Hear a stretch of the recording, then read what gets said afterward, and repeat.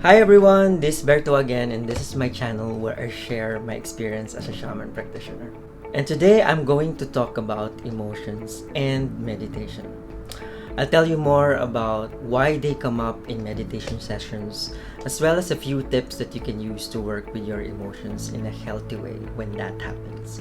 At the end of this video, I have a bonus suggestion on how you can deal with them practically even outside of your meditation practice. Let's get into it. Let's start with why we become emotional in a meditation session in the first place. Usually that happens when you are meditating and you sit down and suddenly you feel very emotional, or sometimes you get overwhelmed by emotion. This is a common thing that I observe, and there are two common ways that I experience emotion during a meditation session. One is when you are aware of what you're feeling. Like, you're angry about something, like maybe at work or maybe with your relationship, your partner, your family, whatever. But what shocks you is that suddenly when you meditate, you feel more angry, more sad during your meditation session. The other version of this one is when you are not even aware that you feel a certain way.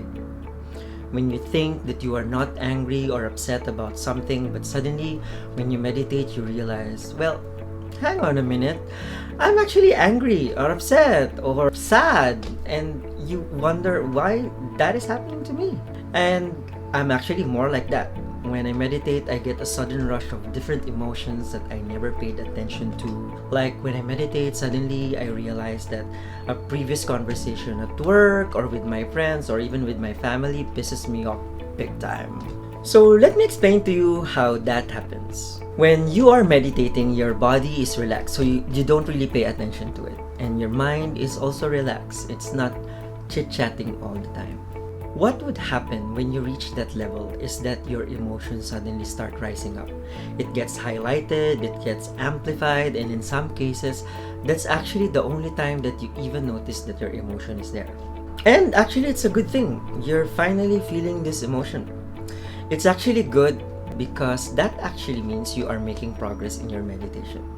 Because normally, emotions are overshadowed by your body aches or your pain or your mind chattering, and you will actually only notice them when you reach a certain level where your world is a little bit quieter. And that's the key point here. Your world is quieter and you can finally feel your emotions.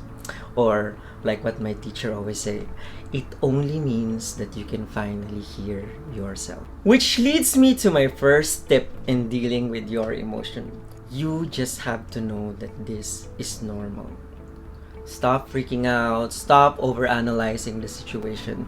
It's a normal part of your journey as you go deeper into your meditation practice. What it usually means is that you have put on the work to practice consistently, or that your technique is powerful enough to get you there faster. Either way, it's a good thing for your spiritual practices. Which leads me to my next tip, which is to accept that it's perfectly fine to feel that way. You are a spiritual being having a human experience, and emotions is part of it. The worst thing that you can do to yourself is to have this mindset that because you're meditating or doing something holy, doing some spiritual practice, whatever, that you're only supposed to feel bliss and happiness and joy.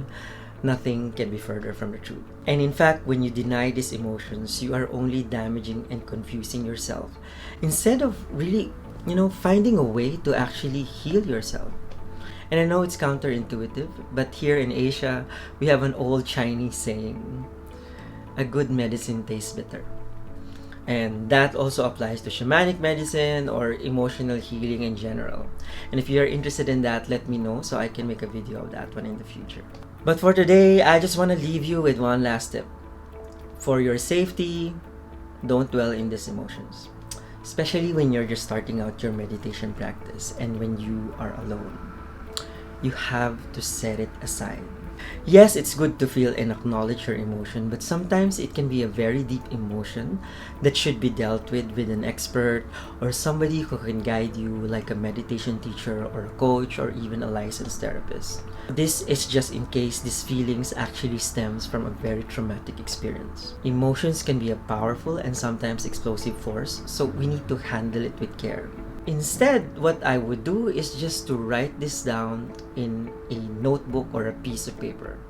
It's the same tip I share in my video on how to deal with your monkey mind. Basically, writing it down helps to tell your mind to acknowledge these emotions and set it aside. I've done this many times. I always have a notebook or a piece of paper or even a phone where I can note down if any emotions come up during my meditation, and I move on from there. But I don't necessarily stop there. And this is my bonus tip for all of you guys. Keep these notes. You can organize it somewhere, or like me, I use a folder where I can just compile all my findings when I meditate, so that one day I can actually bring these notes to my training as a shaman or when I work with my life coaches. I treat these emotional notes as clues to what I still need to work on or what's next for me in my own personal development. I handle it with proper guidance and help with my teachers and coaches, and I handle them in a safe environment from me. If you want to explore this option, I have a link to Live Your Mark's website. They are my life coaches here in Singapore, and in this website you will find out more about life coaching and how that can help you as well. And that's all for me, folks. I hope this video has been helpful for you, and if it did, please like, comment, or subscribe in this channel, and I'll see you on my next video. Bye bye.